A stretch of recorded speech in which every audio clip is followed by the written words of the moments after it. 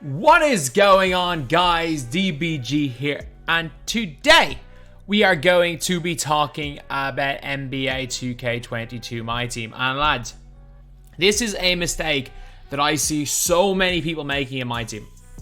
And look. I don't want to tell you guys what to do. This title is going to be "Don't Make This Mistake." The reason for the title is, well, it sounds better. Look, if you are okay with spending your money, that's fine. If you are okay with the way you're going, do not let this video dissuade you. If you are happy enjoying the game and are not wasting your own money, then look, do what you want. I would strongly advise against it, but look, it is what it is. So, basically, there are a lot of things people do in this game that are costing them so much MT. Cost them so much MT. So first of all, you can see, like, I sold Marbury for less than I bought him for. I think he's going for a little bit more than that now. Just I wanted to make sure I didn't profit from the video, so I sold him for less. For everyone who thinks I'm profiting, I literally sell these cards before the videos go out. Just so that I make sure I don't. But this is something that I strongly advise nobody to go for, and it's collector level. Look, I got 402 cards. I got cards to sell. I got a lot of cards that I gotta sell. I got 402 cards. I don't even know what cards I can sell. But like realistically, what the hell is 60 tokens gonna get you for 950 cards? Like right now, I think the most anyone has in this game is Rondo is the last player anyone got. Like Rondo's the most, like 1,300 cards I think is the most anyone's collected. But like Rondo's mediocre. Yes, Allen Houston's good. He's good today. He is good on the 22nd of September. But Allen Houston would not have been as good as DeRozan if they given DeRozan an 83-pointer. It's good as of today. But you're spending hundreds, if not thousands of dollars. We saw with Aiden Ross spending $1,000. And I know there are people that have already spent $1,000 in this game. Like, hold on to your cards. Like, this team is not that much worse than the best team in the game. This stage in the game, is Darryl Griffith that much worse than any two-guard in this game? No. He's not bad to get here. Is LaMelo Ball that much worse than any two-guard in the game? No. If you guys know what you're doing, is Darius Miles one of the best 7 small forwards in the game? Yes. Is he one of the best 10 players to run at either small forward or power forward? Yes. Is Siakam one of the best 10 to run a small forward or power forward? Yes. Is, what's his name, one of the best? Is, struggling to think of his name. Honestly, is James Worthy one of the better ones? Yeah. Like, guys like Gus Gerard, Ron Boone, those guys are still more than good enough to run. Any of the free guys you're getting, these token rewards, pretty, like take advantage of the token rewards. If you're struggling for MT, but you've gained tokens, don't worry about it. Go get yourself a Steven Jackson, one of the best power forwards in the game. One of the small forward power forwards in the game. Get yourself a Junior Bridgman. If you don't want to get Kyrie, go get yourself a Fred Brown. They're the same card. You need a big body, go get yourself a Mark Eaton. But I know most people aren't on there. Like, even some of the Ruby rewards are very, very good. Some of the Sapphires are still half decent in this game. The big problem that I see people making is that they constantly feel like they have to have the best squad in MyTEAM. And I just think that's falling into a trap. I think that's falling into a trap of giving 2K your money and then having to keep giving 2K your money. Like, if you feel the need to have the best team at all times in this game, it's not only going to take all of your time, it's going to take thousands of dollars. I reckon, look, I don't want to say, but I reckon there are YouTubers that have spent upwards of $50,000 on this game the last year. We know Flight spent like $40,000, and I don't think Flight's spent more than everybody. I genuinely think like $30,000, $40,000. There are plenty of people who have spent that. I think 15, 20 is like mid-tier. I think there are a couple that are probably in 15, 20. And I reckon 10K is what most people would say is like, oh, an average YouTuber.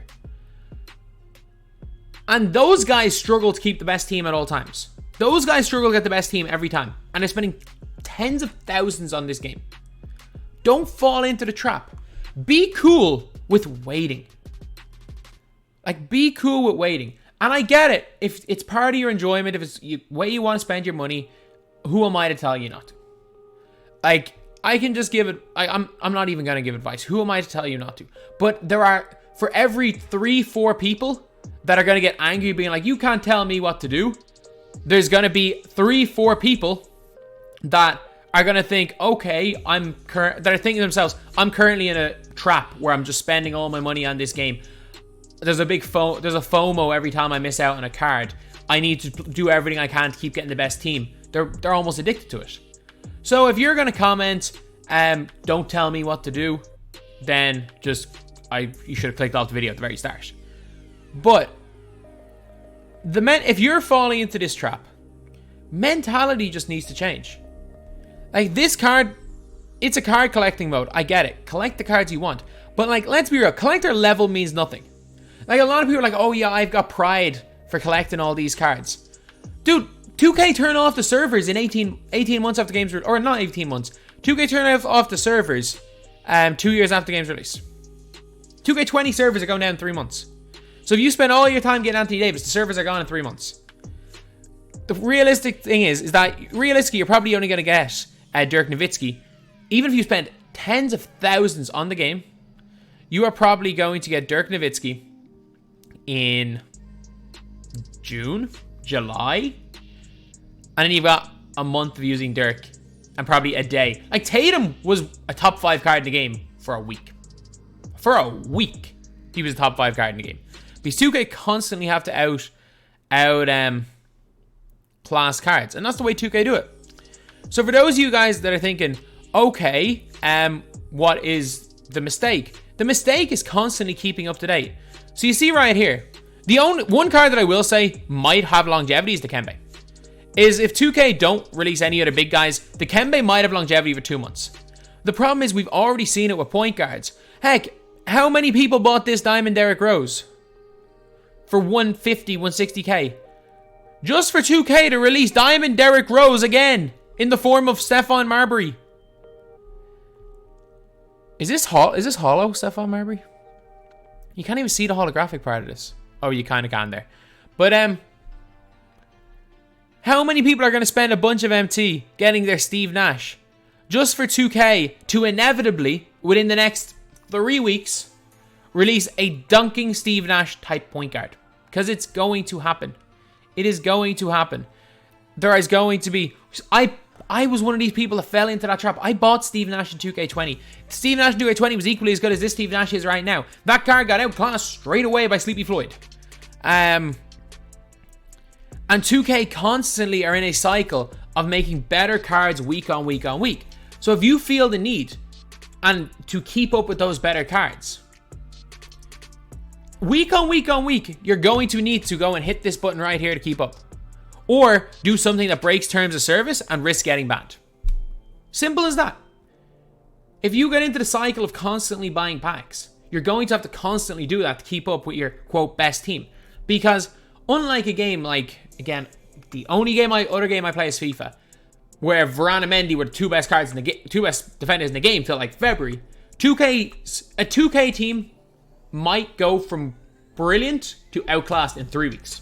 In 3 weeks, it might go from brilliant to outclassed. And that's in the middle of the year. It's the start of the year, it's the middle of the year. Heck, we were all using Jerry Sloan 2 weeks. Like, this game hasn't even come out isn't even 2 weeks old. It has not even been 2 weeks. And we have already, not one of these players, sorry, two. LaMelo and Siakam were there day one. We were all using guys like Jerry Sloan. There was a bunch of guys we were using, and now, like, there's no point. But what 2K does a really good job of is it makes reward cards kind of competitive. So guys, even if you are opening packs, what I would advise you to do is buy the cards a few weeks later. Yes, there is current, like, inflation in cards. Cards are more expensive right now. Some cards are more expensive, like the Colossal Shack. This card went from 80k to like 250k. That's just due to the fact that these packs were out on day one. Lads, in 2 weeks time or 3 weeks time, if you guys want Colossal packs, Colossal Shack, there's going to be super packs. And this card is going to be down at 100k. I'm telling you, this card is going to be around 100k in 3 weeks. In 3 weeks time, maybe the Kembe holds value. But in like 3 or 4 weeks time, we're going to get a Kristaps Porzingis that might end up outclassing Shaquille O'Neal. Simply put, we might. It could happen. if you go and sell all your cards, you're going to have the MT to buy the best cards in the following set anyway. So just wait a week. Wait a week on cards. Wait a week and see what 2K do. Because again, rather than spending a big amount of money, a boatload of money on like a Derrick Rose, if you had waited 4 days or 5 days, am I right? 4 days. If you had waited 4 days on Derrick Rose, instead of spending the 200k that you could have got him on the day he came out, that's how much he cost, you could have got a 25k, dude, that is the exact same card. The exact same card. So who's to say that we're not going to get... We're obviously not going to get another Dikembe. Dikembe is a anomaly, and that's why he's the specific card that I'm not going to mention in this conversation. But like, Kawhi, who's to say that we don't get a Jimmy Butler Ruby card that has base 22, almost the same defensive animations as Kawhi, and is 85 to 90% of the card and can play it too? Who's to say that card doesn't come out next week? Who's to say we don't get Malik Sealy next week? Like, at this rate, we're probably going to get... If you guys don't know, Malik Sealy is basically a Kawhi clone. At this rate, we might get Malik Sealy next week. Ruby card. On Friday. And he might have the exact same stats as Kawhi Leonard. Basically. So, what is the point of all this? The point is that... This is a series... This is the thing I always like to say. And it's why I always say, oh, I'm not going to buy cards till later. If you want to not lose all your MT, just buy the cheap cards and buy the expensive cards down the line. Wait till super packs come out and always keep a lot of MT there. Because as long as you have some MT there, and if you get into the mentality of not needing the 100k cards, you having 200k, like if you're in the mentality of I need to get the best possible cards, and you see you only have 200k MT, you're thinking, okay, I need to buy more VC because 200k is not enough. But you need to get in the mentality of, maybe you don't always have the best cards, but there's cards that are good enough that you can enjoy the game. And all of a sudden, that 200k, you're like, oh, I'm good. I can buy pretty much whoever I want. I can get any guys I want. I can get so many cards in this game. I can try out new cards. I can have fun with the game, because for me, that's how I enjoy the game. And yeah, obviously there are so many all money spend players. I get it. And if that's the case and you really enjoy it, just go ahead and do it. The problem is that I know that there are equally as many, if not more people that are addicted, feel trapped with this game because of 2K's constant like gotcha mechanics, freemium game mechanics, doing everything to drive people towards opening packs, and also like bringing people more and more better cards, better shiny cards, so that they feel like they constantly have to put money into the game. I think for every person that's like, you know what, I spend a lot of my money on this game, but I'm cool with it, it's how I enjoy it, there are 2 people that are spending money on this game because they genuinely feel trapped in the... Let's be real, this game mode is for a lot of people is essentially a casino. The fact is, if they're addicted, a lot of times people are addicted to the thrill of gambling on these packs, and look, it is what it is. If you're under the age of 18, I want you guys to know you don't need the best cards. Regardless of what every YouTuber tries to tell you guys, you can be perfectly fine. And you don't even need... Like, these guys are unbelievable grind cards. Like, Kuzi, Griffith, unbelievable grind card. Even Draymond, you may not have time to complete Draymond. Look, no matter who you are, 3 hours over the course... If you're playing 3-4 hours over the course of a week, getting Dow Griffith is exceptional. Most people can afford a LaMelo, a Siakam. Even if you're just playing this game casually, Worthy's incredible. There's always going to be incredible... There's always going to be incredible budget options. There's always going to be ways to compete. And I hate that people are always... I hate the mentality of I'm just saying this because I'm not good at the game, or I'm just saying this because I can't afford the good players. No, I'm saying this because if anything has ever happened, if there's any positive impact I've made, like, the one thing that I will always say is, am I proud of a lot of stuff I've done on YouTube? In terms of like growth and work ethic, yeah. Am I proud of a lot of the content I made? Not really. It's not the greatest content in the world. But the fact that there are tens of thousands of people that no longer hit this button and are still enjoying the game mode because of content I make, that's the greatest thing. So lads, this title, this is for all the people out there that feel trapped. This is for all the kids out there that are watching other YouTubers pulling packs, pulling their cards, and think when they get their birthday money that they want to go and get a PSN card and open packs. It's for all the people that are addicted to the gambling aspects in this game. Take a step back. Change. You gotta change mentality towards this game mode.